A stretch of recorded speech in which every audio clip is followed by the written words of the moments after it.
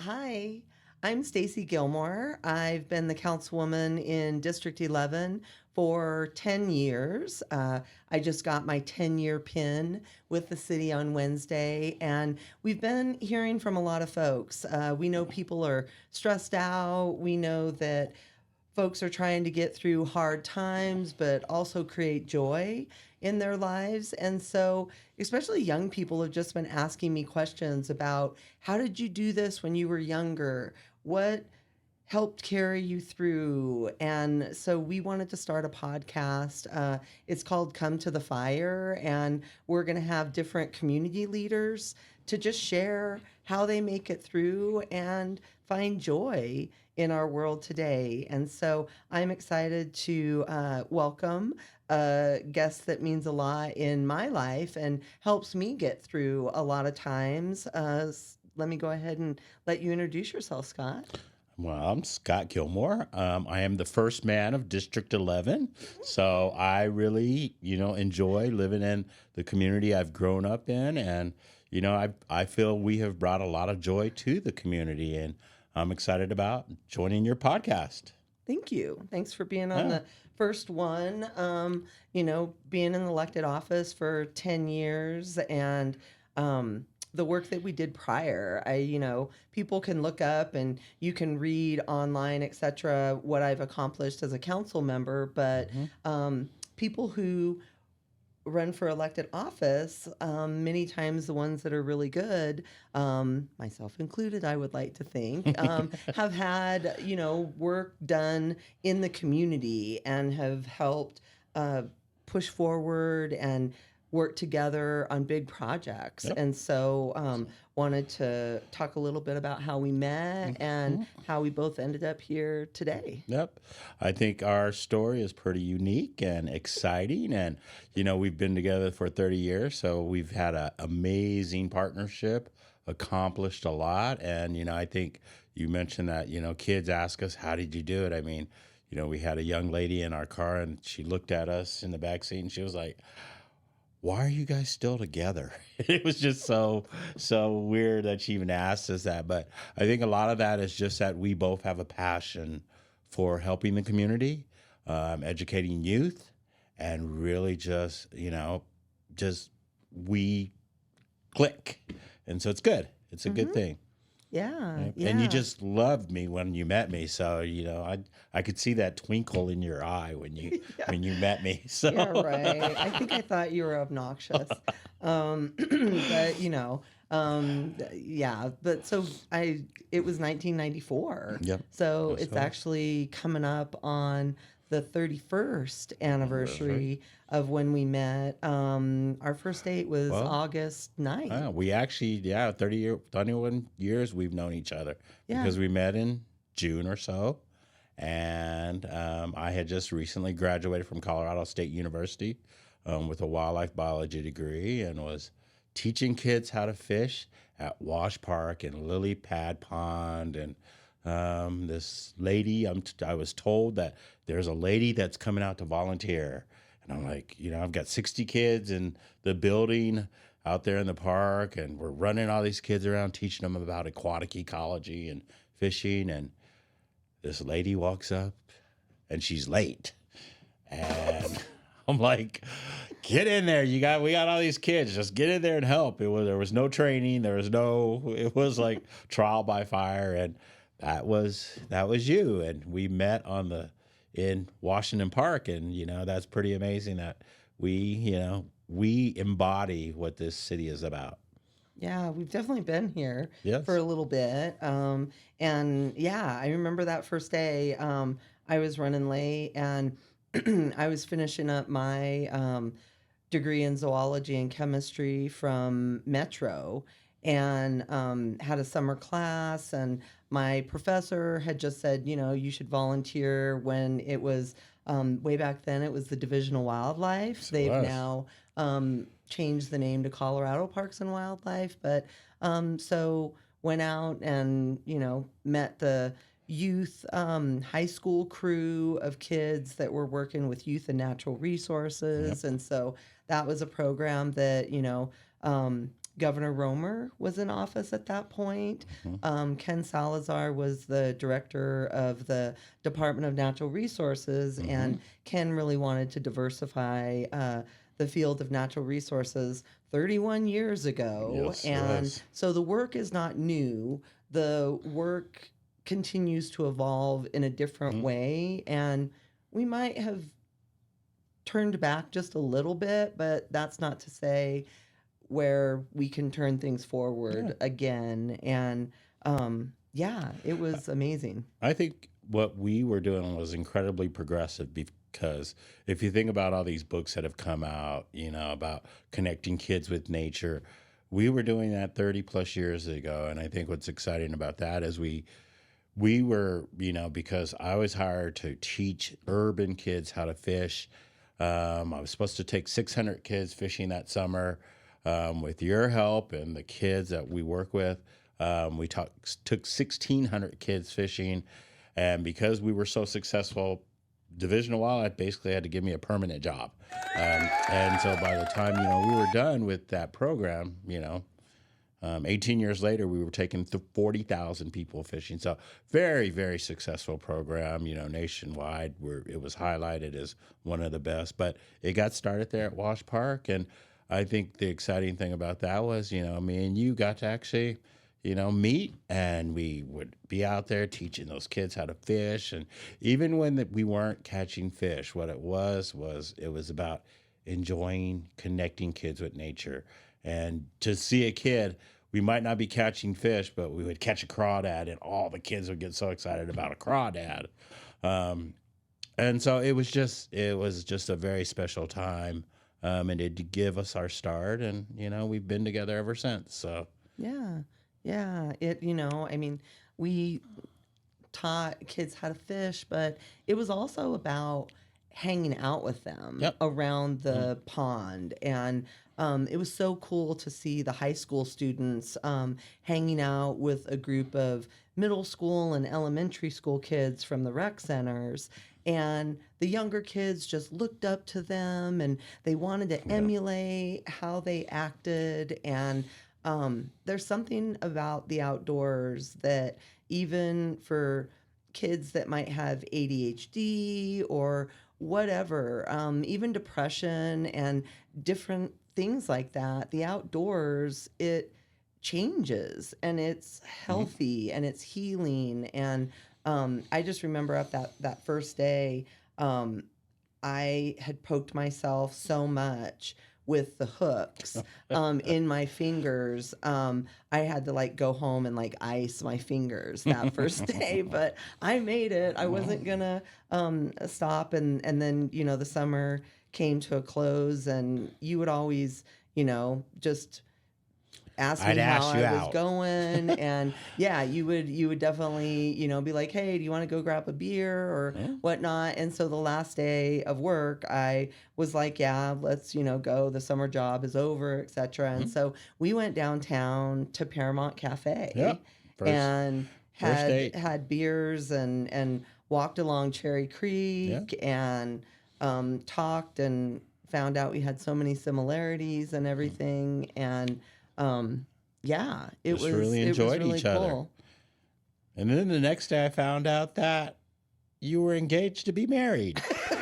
So Well, got a call. there Got were a few there were a a few untold things. Yeah, I guess the lesson of that is that if you're unsure about your next step in life, if you're paying attention, there are plenty of indicators, plenty of flags, plenty of signs. signs Yes, yes. that will tell you if you're on the right track or Mhm. not. And I really feel like it was the best thing. It Oh. was the most adult thing. I think I had to do it at a young age, as Mhm. like breaking off an engagement with like a high school sweetheart Mhm. and being okay with that. And really, it was me. It was that I had grown, I was different, and That's why I tell a lot of people, don't get married. If you're going to get married, don't get married until you're like 30 years old or have had some life experiences, Well, because you deserve that, to be able to take that time to do mm, you and like grow into your own person. yeah, you never know who you're going to meet, and if you rush into it too fast, you might make it the biggest mistake ever. And I mean, we're 31 years later. I mean, we are still together, and we've had this amazing run, and it's not over yet. We still have a lot to accomplish. And so I think it was very interesting, though, that, we kind of did things a little backwards because, you know, you couldn't do what we did now because of just like TSA and everything. But me and you actually got to go on your honeymoon to Seattle. So we Yeah, met, we we switched went the to your tickets honeymoon. and yeah. We had a child, and then we got married. So a little backwards, but I I think, don't think there's any forward or yeah, backwards. I think that's, yeah. it That's was, made up. yeah, that's made up, and it worked for us. It has worked amazingly well, and I think people ask me sometimes about what's the secret, and it's like, me and Stacie, we have this passion together for the outdoors, for youth, for just our relationship didn't revolve around going to the bars and drinking and hanging out like that. It was more about, our first dates. We really consider our first dates. I was a volunteer naturalist at the Rocky Mountain Arsenal National Wildlife Refuge, and I would volunteer out there to go to Eagle Watch. And well, instead of me, yeah, we went out and had beers the first time, but after that, it was kind of like, hey, let's go to Eagle Watch and teach people about eagles on the arsenal. That's what we were kind of doing. And, that's kind of why we are still together today, because we had that passion. And because of you, I think, my job at the Division of Wildlife, teaching kids how to fish, it was that one-time experience. And I think the exciting thing that came out of that was, when you came home, we lived in a little tiny trailer that Above Water World. the pipes would freeze. It was definitely an experience to live in that trailer. But I remember you coming home and saying, you know what? These kids need more than a day experience. They need a lifetime of experiences. And you're like, we need to start a nonprofit to connect kids with nature. And that we sat at our tiny kitchen table, and we came up with the name ELK. Yeah.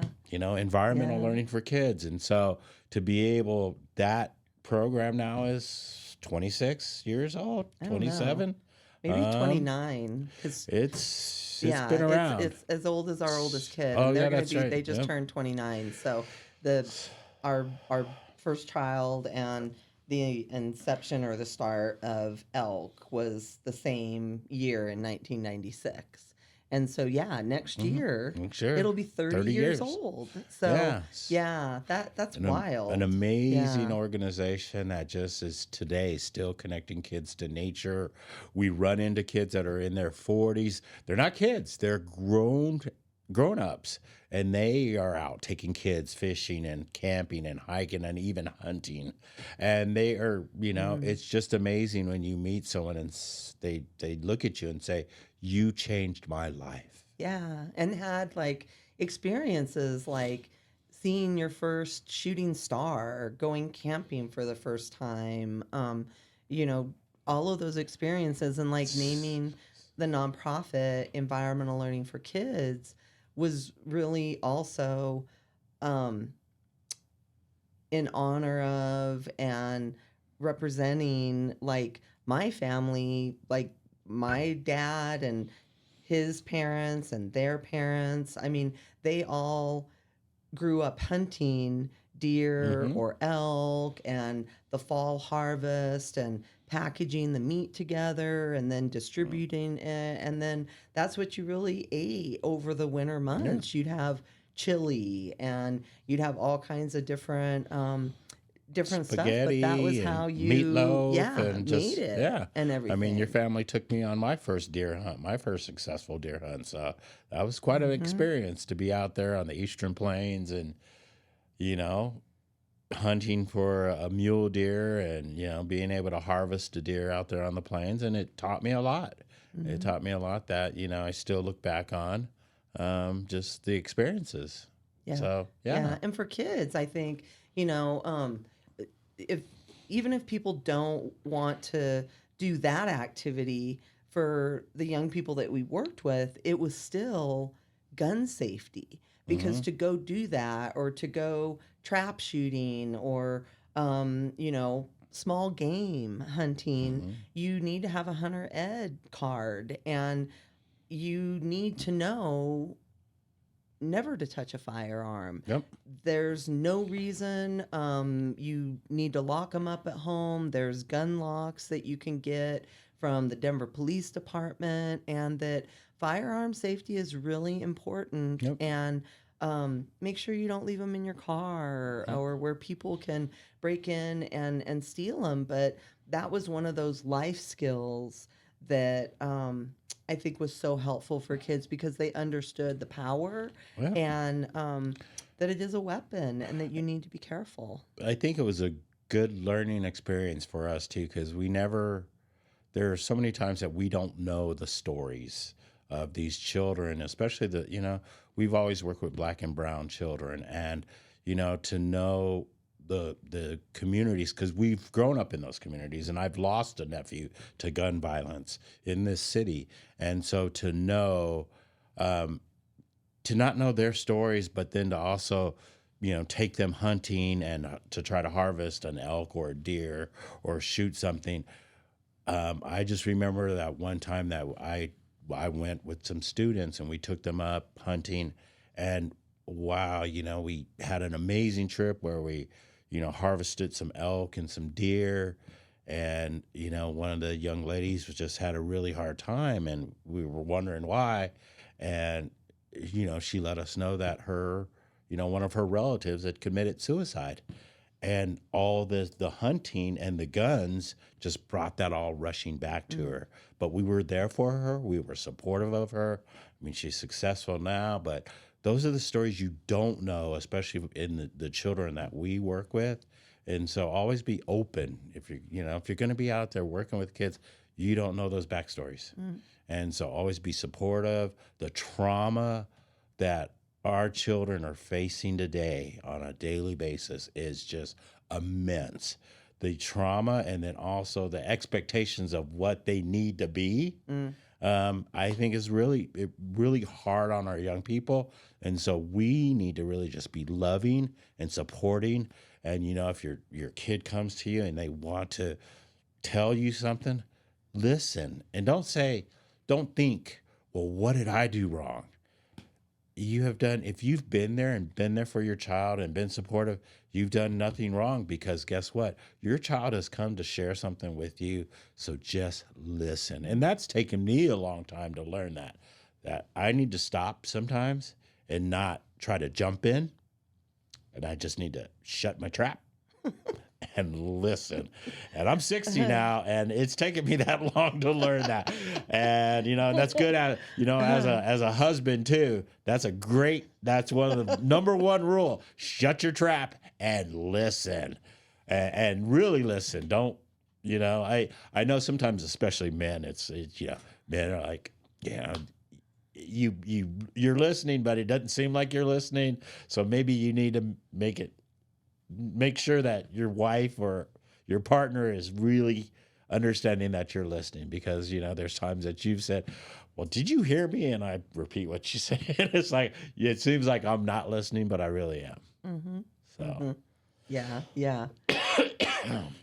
No, definitely. And I think where, like, different activities, and you don't ever know what's going to come up for people mhm. in different places. I mean, it can be a wide variety of things. And just, I think a lot of times making that space for people to express themselves, Mhm. but then also, what are your own boundaries? Because I see so many people, really working so, so hard, and maybe not being able to put the time towards taking care of themselves. And Mhm. I know we talk about this a lot, but especially where suicide rates are, especially for LGBTQ. IA, trans folks. I mean, it's really hard being out in a world that feels so negative and unsafe Mm. to so many people. And so, check on your people, make sure you're talking with them, but then always reach out Yeah. because, in my experience, just listening to somebody and not judging them, not giving them ideas to fix it or who can I get you in contact with, just listening to them. A lot of times, people already know what they need to do and they'll get there Yeah. eventually. Mm. And that's such a powerful space to see people operate from. And like, after 10 years in office, and you can really see community evolving in that way. And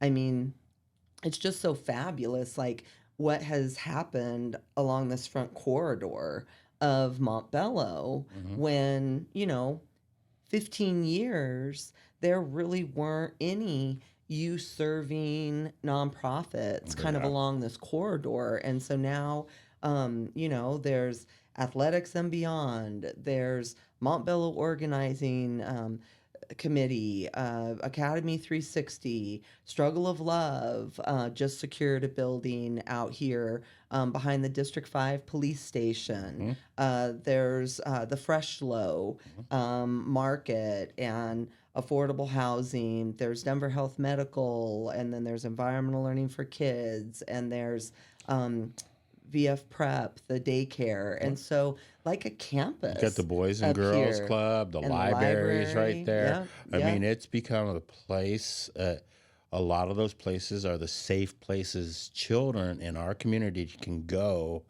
and just be who they are.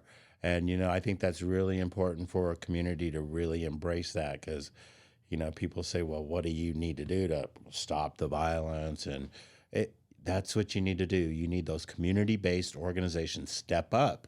And I think what's really exciting about Montbello and the community we live in is nobody ran to the government to say, hey, you need to do this.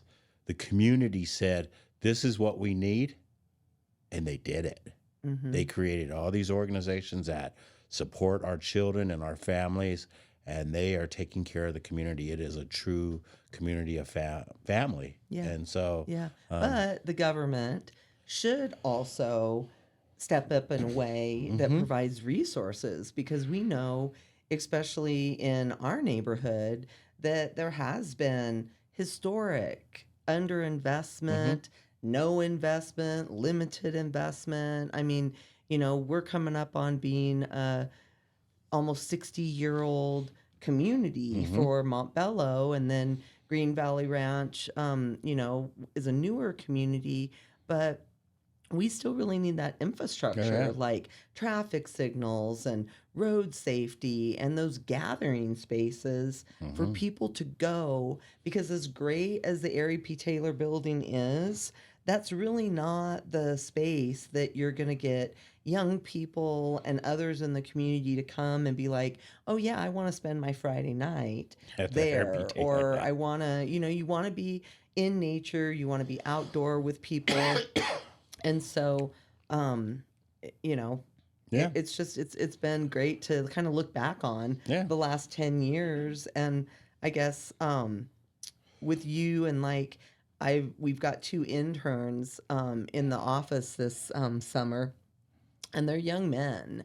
And they've been talking a lot about mental health and struggles, just especially for young men. I Yeah. mean, not to say that young people across don't have issues, but it seems like it's a really unique time where kind of that manosphere and kind of the machismo and all of that is like sitting in a different way. And so, Yeah. like, what advice would Uh, you give being a 60-year-old man that I still can't believe that when I say that because I met you when you were 29 and I was 24, but Well, I think my father, Jacob Gilmore, I think he definitely taught me a lot, and he was a very strong individual. He grew up in Ohio,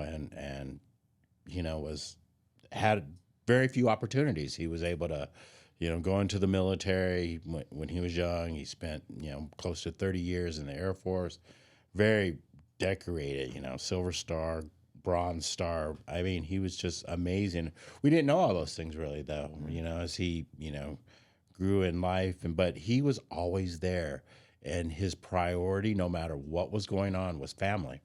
He always made sure there was a house, a roof over our heads, there was food in the refrigerator, that we were taken care of.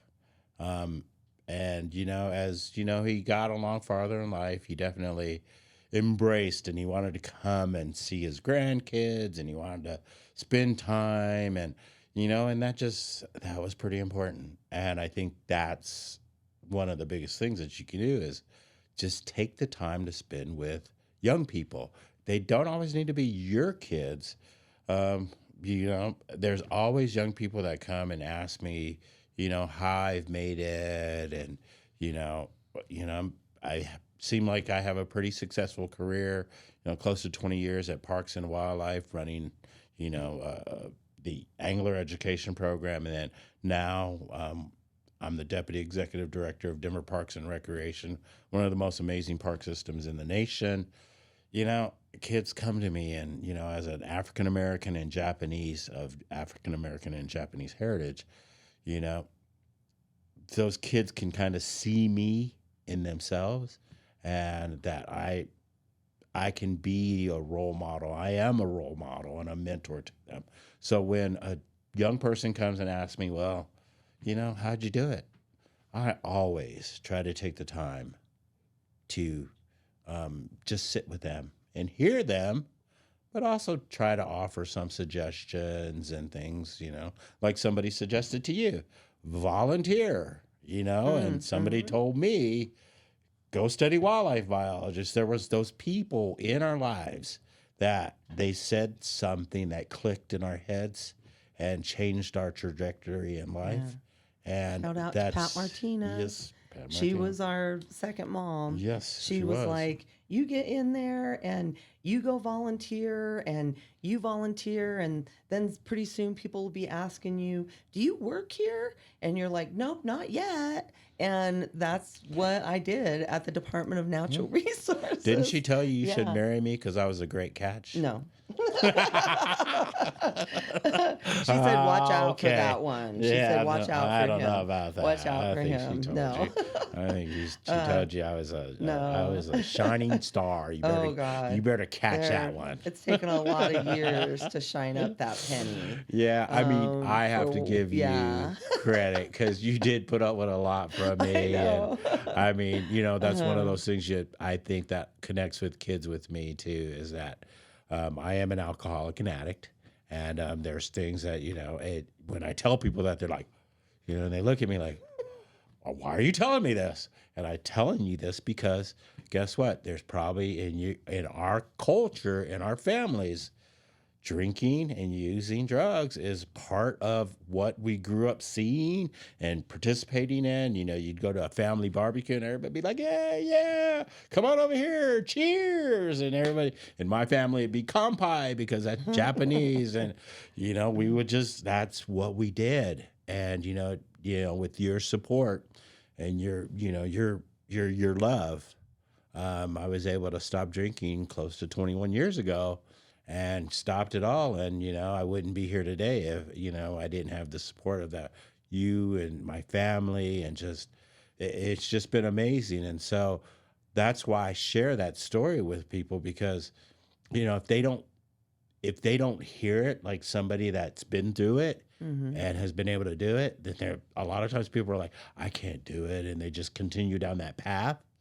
But if they can hear it from somebody like me, it's like, oh, if he was there and it was that bad, I can do it too. And, I've talked to lots of people, and, I'm not a true sponsor, but I do sponsor people. And, they come up and show me their coins, and they're like, hey, I have a year today. And they'll show me their coin. And it's like, you know what? That is the most It's an if someone accomplishment that so many there's that people don't connection. ever make. Yep. There's that I mean, connection that yeah. it's like, I'm getting there. I'm doing it one day at a time. Mm-hmm. Yeah, you got your year, but just get through today.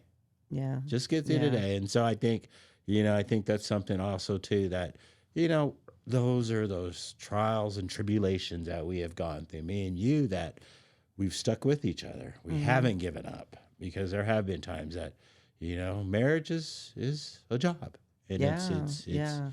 it's a hard one too. But I mean, it's also been such an amazing journey. It's, we're blessed. We're Yeah. blessed to have each other and the family we have and the community that we have. Yeah. Well, and I mean, I think it took us a lot of time to learn how to communicate. And I feel Hmm. like our kids really started to kind of call that out Oh on yeah. us as they grew up. And so I really have to credit them because Mhm. like we might have just kind of continued on in that way and really like pausing to listen to really hear what somebody has to say, Mhm. being okay with, asking for more time to process a conversation, Mhm. or that like nobody's winning any awards. So to keep arguing or to keep debating a topic, like sometimes you just need to take a break Mhm. and separate for a little bit and get some perspective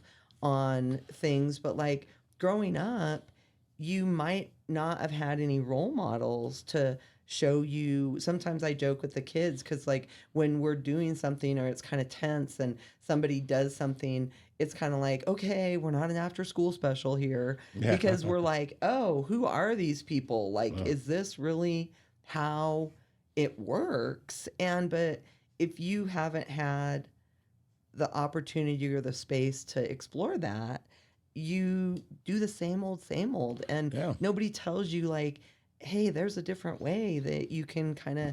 communicate so that you don't end up like hating each other, Oh yeah. or like you don't talk to each other for a whole weekend. Yeah. I think one thing that I've really learned too is there's times that I need to stop and just listen. And I've said this before, but you really need to just stop and listen, um, to your partner, to your children, and not try to fix anything. I've always been known as the fixer, and I will run around and try to fix things. And somebody tells me something, and my mind goes immediately like, okay, how can I fix that? Okay, I can do the X, Y, Z, and it'll all be But do you better. think that's like a trauma It response probably is, and too? yes, because I'm just trying to. I don't want to continue down the path of hearing the trauma or the The pain. problem, I or just want to yeah. go to the solution. Mm, And so I've learned that there's times I just need to sit and listen. And personally, a lot of times, especially as men, we hear something and we actually want to fix it, or we take it personal. And it's like when your partner comes and they're letting you know something, you can't always take it personal. They might just need that person to mhm. offload on, and it sounds like they're offloading on you and it's your fault, but it's not. I know sometimes I'm like, wait a minute, are you mad at me in this story? Yeah, Or are you just telling me the story? that's it. Or, kind of like just clarifying Yeah. what we're talking Yeah. about instead of like taking it all on. Hmm. And yeah. So, so I think those are some of the things. Just stop, slow down, listen, and take care of each other. Hmm. Yeah. Yeah. Well, and as far as like you know, things that are going on now, and especially when I think parents are like, well, my kids won't do this, or they don't listen to me, or I often like think about it and I'm like, your kids are only kids for a very small time. And once they get to be 17, 18 years old, like especially 18, like you need to kind of back up a little bit and be like, I will be here to help you, but you're going to have to figure out when you need to call me, Mhm. and I'm not going to be able to do everything for you. And I want to have like those good adult Yep. relationships where they want to hang out with us and Mhm. they want to do fun things. And that it's been super, super hard. But I think the common like thread through everything is that being able to reconnect by being outdoors Hmm. or going out early in the morning and looking at the flowers or working in the yard together or, you know, just For doing, us driving to see the buffalo and yeah, taking the top off our Jeep and standing yeah. up like we're at a safari and Yeah, I feel see like it's nature is like just the third yep. person or the third entity in our relationship because Yeah. it's been so, everything Yeah. has been based around it. Yep. And so it just, I mean, we've spent our lives creating, even in our home life, our house. We have over probably 100 plants in our house. Our I'm backyard gonna is, sell them someday. That's gonna be my retirement plan. I'm like, do you want a plant? I'll come yeah. deliver it to you. You Yeah. know, our backyard has all kinds of pollinator plants and roses and we have a huge chokecherry bush now that Yeah. And we the never trumpet knew. Yep. vine. And we have Yeah. hummingbirds coming to our backyard and different birds. And I it's saw one of just, those moths. oh, one of the big What are moths. yeah, what Yeah. are those like They're hummingbird hummingbird moths or moths. Yeah. something? Yeah. Yeah, I was on the phone this morning and I was talking to Miss Bullbear and I Yeah. was looking outside and I was like, is that a hummingbird? But it was the Hummingbird hummingbird moth. moth Yeah. out there. So, I mean, So, yeah. we've created a beautiful, natural landscape in our backyard where we can go and escape the rat race that we have. Mm, The other thing is just people need to just slow down and just watch what's happening around them. And people don't realize that there's eagles flying around, there's hawks flying around, there's all kinds of wildlife and natural things going on. yeah, we still And live where they live. yep, It's like, exactly. yeah. They haven't gone Yeah. anywhere. Yeah. So Yeah. so yeah. So Oh, just continue to enjoy nature yeah. and we Well, will continue to enjoy nature together yeah. and Well, thank definitely. Well, I wanted to ask you about like, I know turning 60 was like a traumatic. big, It was traumatic. I turned 60 when we went to Boston to drop our daughter off at college. And it was the most traumatic thing I think I've ever had to deal with in my life. oh my I gosh. woke up, we were in Boston. It was a great trip and everything, but I know I it was just very felt, somber. I'm like, oh can we my go goodness. outside and Yeah, like get some fresh air? And yeah. it was a lot because, growing up and just everything I lived through, the drinking and, you using, I didn't think I was going to live past 30 and Mm, here it is 30 years later and, I'm married to an amazing woman. I have amazing children and I'm turning 60 and I've become my father. And it's like, whoa. And that's not a bad thing. That's a yeah. pretty amazing thing. That's a compliment to myself that I've become.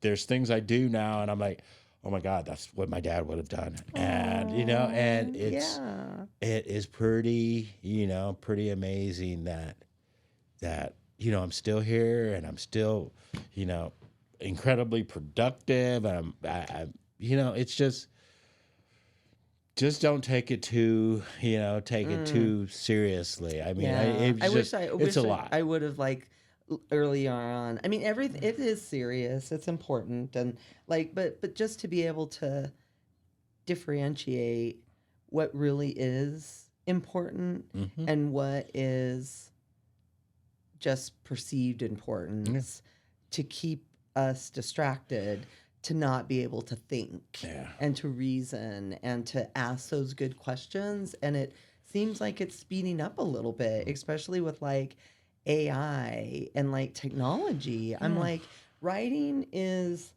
an art form to be able to communicate clearly with somebody. And like as humanity, that makes me really scared for humanity when like you've got to be able to communicate and not ask a machine. I guess I'm just like I'm a Terminator baby. I'm a baby of the 80s, so like always in the back of my mind I'm like Sarah Connor, the Terminator and everything. But Mm. yeah. Yeah. Yeah. Well, I mean, I think, you know, just the whole thing about turning 62, I think for me was, the world is just becoming so fast paced and everybody needs to have their phone and I have two phones and, everybody needs instant gratification and, the news cycle is so different than what we grew up. We had four, this really ages me, but we had four stations on TV. Now you turn TV on, you got thousands. And so for me, I think one of the things that when I did turn 60, I just needed time to just process it. And, if anything, I needed this. And it was an amazing day. We had a great dinner. Where We did had we a go? great We time. went and saw a movie. I think we did go see a movie. What did we go see, Sam? Oh, Oh. right. Inside Out 2. Yep. Oh my gosh. Oh, that's a whole nother Yeah, podcast. Talking about emotions. Oh my gosh. Yeah. So I think a lot of times now, I think instead of just trying to fix things right away, for me, what's really helped me is that I slow down now and I just try to, process things. And, I don't need to run around and fix everything. And, everything doesn't need to be cleaned up right away. I'm a pretty, after I quit drinking, after I quit you drinking, brought it up. after I quit drinking, there's things that, when you're an alcoholic, which I am still, you're not an alcoholic. You're always going to be one. But, going from drinking to not drinking, I had to put my efforts into something. And so my efforts became cleaning the house and vacuuming and vacuuming. Oh my God. Oh my God. So now that's it's your kind love of like, language is vacuuming. Every time I hear the vacuum turn on at like 11 o'clock at night, I'm like, he could get you flowers. If he my could children, get you candies. if my He's children, vacuuming. if my children and wife wouldn't have just recently convinced me to adopt 3 cats, Oh my gosh! I wouldn't have to vacuum as much. I know they are. We only live in their house. We So- live in a house with 3 cats. They let us live there. So They- I think yeah. I think just everything is, I think me and you, we've slowed down a lot. We still are out there doing a lot of great Don't worry, things, we're feisty still. accomplishing things. And, the next podcast, I know we're going to be talking a lot about some of the work we're doing with the indigenous community. I think that's been a huge part of, our lives over the past 10, that connection to the indigenous community started 30 years ago when, we visited the Ute and Southern Ute tribes. But that definitely has expanded, and wow, that journey is a whole different podcast. And I know that you're going to be talking to a lot of the elders of that community. We couldn't have been more blessed. We couldn't be more blessed at this time in our lives to be embraced by that community and the trust that they've shown us to talk to us about things. Yeah, to be honest about what they want, and it takes time, and it takes showing up and really caring about the heart work that you're doing with community. And that, when I look back on kind of like even the chance that I met you when I was lost, I was about to leave and go home, and I turned the corner and I'm like, oh God, the park's right here. Crap, I'm gonna have to go walk up. And There was a spirit. Be late and everything. And so I, like from there, but then growing up where I grew up out in Brush, but then my family's connections to Trinidad and New Mexico, and it just like, it almost feels like we were just following along and there was some other like kind of just guiding where we went. Even like naming the nonprofit Elk, I knew it had to be an animal. I knew it had to be meaningful, and like whenever we would go, and would always take kids every year. It was an annual trip. We saw meteor showers up there. We would always go up to Rocky Mountain National Park, Yep. and we would park. We would camp in Moraine Park, Yep. which I think they just opened up. I saw it on TV because they'd been doing construction and stuff, and we would have like 40 people Mhm. camped out. We'd have big 15 passenger vans. We'd have trailers, tents, and all ages of families and young people. And when we would go up there and hear the elk bugling, and we would Mhm. always start elk and eggs. Craig Miles would always, do the elk call at the beginning. It was such rich memories Oh, yeah. of being able to hear something that is so ancient and so old, and see them in our great state of Colorado, Yeah. and how unique it is, but how fragile Mm. it is as well, like water and land and resources. It's fragile. Yeah. But also, something that we've been learning with the indigenous community, the Native American community of Denver, is that, you kind of need to look 7 generations back and you need to look 7 generations forward. And, you need to kind of build around that, and to know that our daughter is continuing on that passion for nature, and she's taking those kids to Moraine Park now. She's out there teaching them about the elk.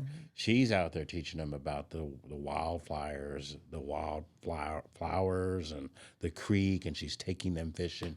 To Well, know and that, all of them continue to to volunteer and give back. I yeah, think that's the biggest thing, so is the giving back part around it, and especially when folks connect back to childhood memories mhm. when you go outdoors, because anybody I talk to, like, what do you remember, or what was special to you, or what gave you awe? Because those are some of the feelings that you don't get from like looking at your phone or watching a YouTube video. It's really that awe Yeah, factor, and I feel like people are looking for that in their phones and in yeah, technology, but you will never yeah. find it like you find it when you step outdoors. Yeah, it's the personal experience. You don't get a personal experience with your cell phone. You Mm, don't.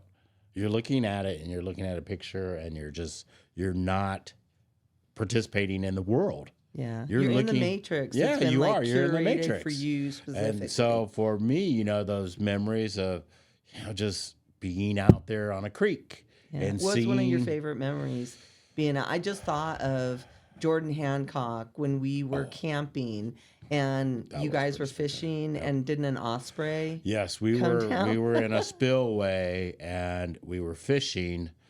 We had taken Mayor Hancock's son. It was the first trip he went on with us. Didn't really know us. His dad brought him and dropped him off in front of our house. And the guy, he was looking at us like, I my know what dad we just went for 2 we weeks went to for Pagosa we just Springs went and and Cortez yep, and and Toyac, we went and and yeah. we were at a river, and we actually were in a spillway, and we were watching the fish, and we were fishing, and a osprey was circling, and I said, Mm. stop fishing, everybody reel their lines up, watch what happens.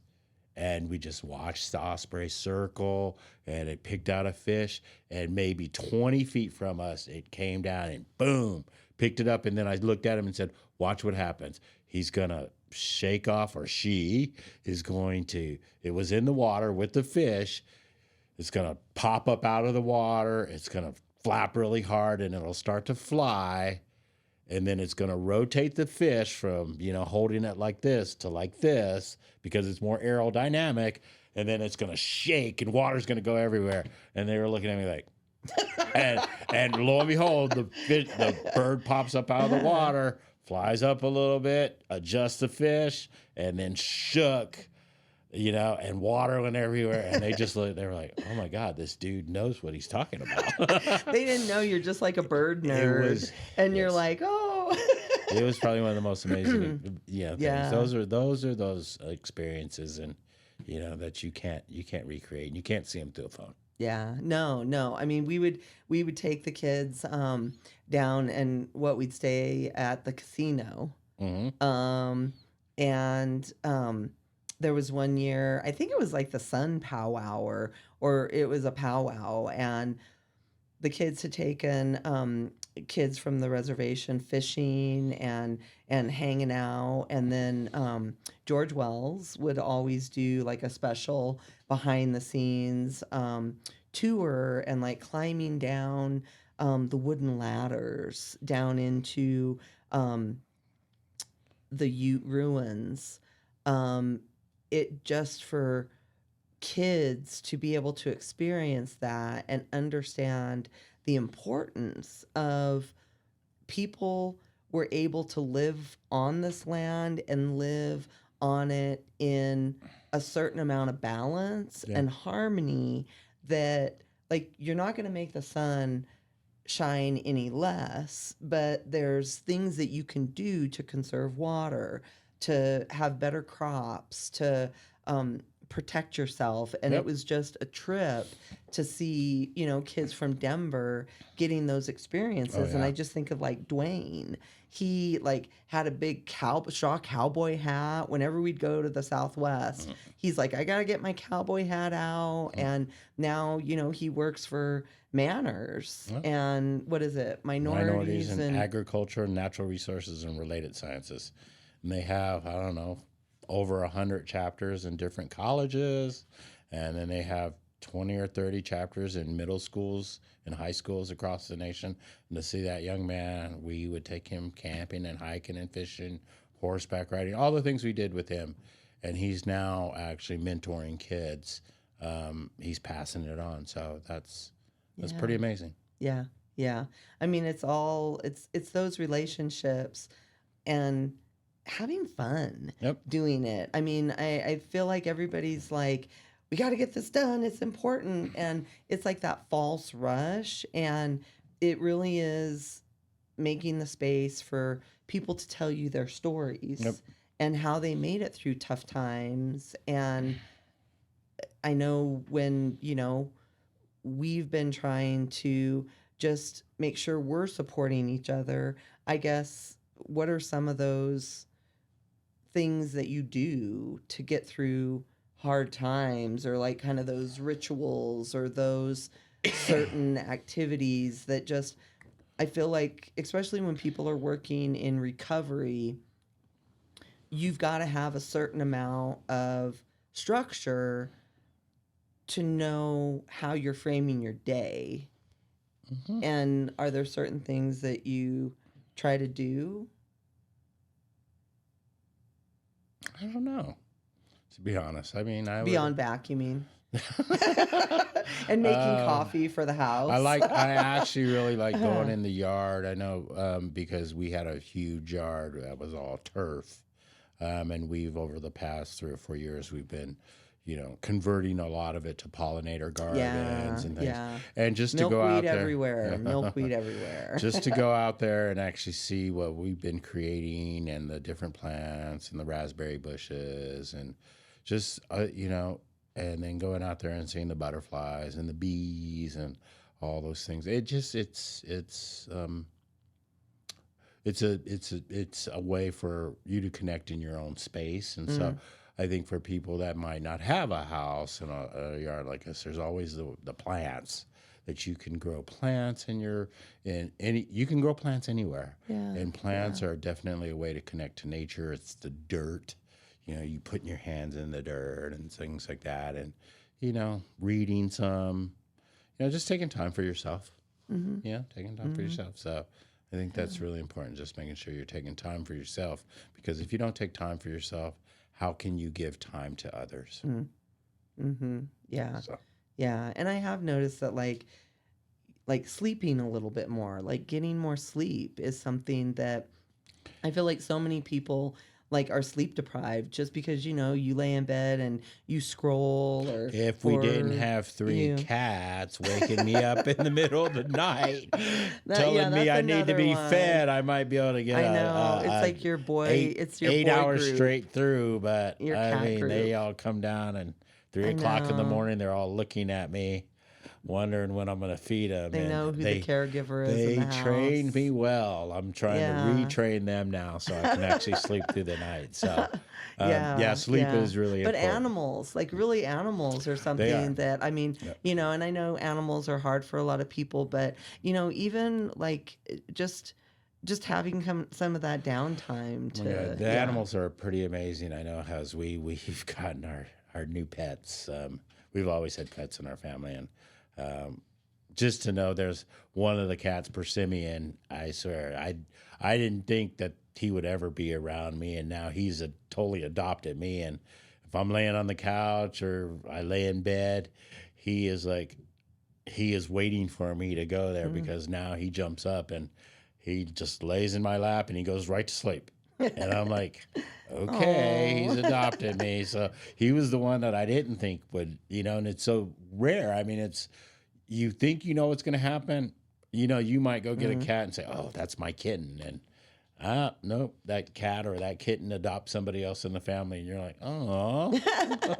so, Yeah, yeah. so, No, I mean, just around like the animals mm, and I think just really trying to create those boundaries yeah, because I feel like the you can boundaries give for the everything cats. away. Well, you are. We have our little trying spray to bottle trying to that create some hopefully when boundaries. we just touch the spray bottle, they're like, what are they going to do? And trying to retrain them. We let that kind of get a little too far, but we'll see. Yeah, But yeah, yeah, no, I mean, it's I appreciate you being on my first podcast. yeah. I think Thank we you. talked a little bit about kind of like just introducing myself and Yeah, it's almost impossible to introduce myself without introducing mm, you mm, because we have done so much work together and I mm-hmm. feel like a lot of people have like weird judgments around like oh that you guys get along and you do this together and everything, but when I think back of like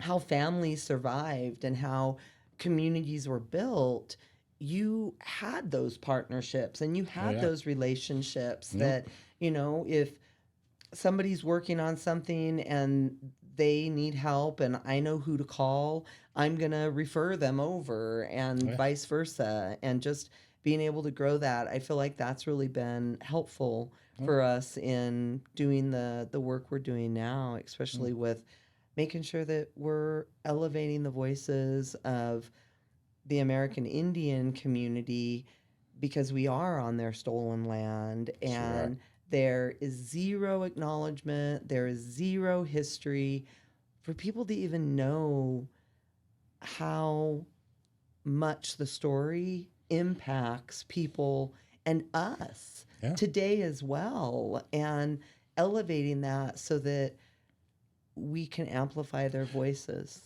Yeah. and then get the resources that they have deserved since For day centuries. one and Yeah. we never did right by them. That's right. That's right. I think as you move forward with your podcast, I know people are going to hear the stories of the genocide and the treaties that have been broken and the stolen lands and the relocations and the boarding schools. There's so much that Mm, as young people in this country and as adults, we are not taught. yeah. We are not taught about the genocide of the American Indians in this country, which it's a horrifying, horrifying story, but we need to hear it because if you don't hear it, then you can't try to address any of it. You can't fix it. We can't change the past, Mm. but we can learn about the past and then we can move forward in a very positive manner. So I think, we'll talk more about those. And I know, you're going to have some amazing, amazing people that we've met over the years come in and speak about the Talbot family and, the Lakota and the Cheyenne and Arapaho and And the Ute the Mountain Ute Ute Mountain and the Utes. Southern Ute and It's going to be pretty amazing because we've met some pretty incredible people that have ties to these lands that go back centuries, and to know that their families are part of the land that we are now on is pretty humbling. mhm. It is. It's really humbling and you have to also make space for the growth that I think is also being seen, and the elders speaking up in a different way, or being part of the conversation in a different way, and that is so awesome Yep. to help make sure that people are being heard, and they're not feeling like they don't have a right to say something about something that's going to affect them and the next generations. And that's what democracy is supposed to be about. Yep. And so really making sure that they're wholly part of our democracy and part of the civic process. And we'll learn a little bit more about what they'd like to see, and that vision from them directly coming up soon. Yep. Looking forward to hearing some of those All still right. podcasts. Do we have are we going to end the podcast anyway? Do we have a theme song? Serenity, do you have some sort of Congratulations. great noise for us? Can't wait to hear on. what you All right. We can't hear it where we're at, but it should be good. Thank All right. you. Thanks, Bye-bye. everybody. Bye.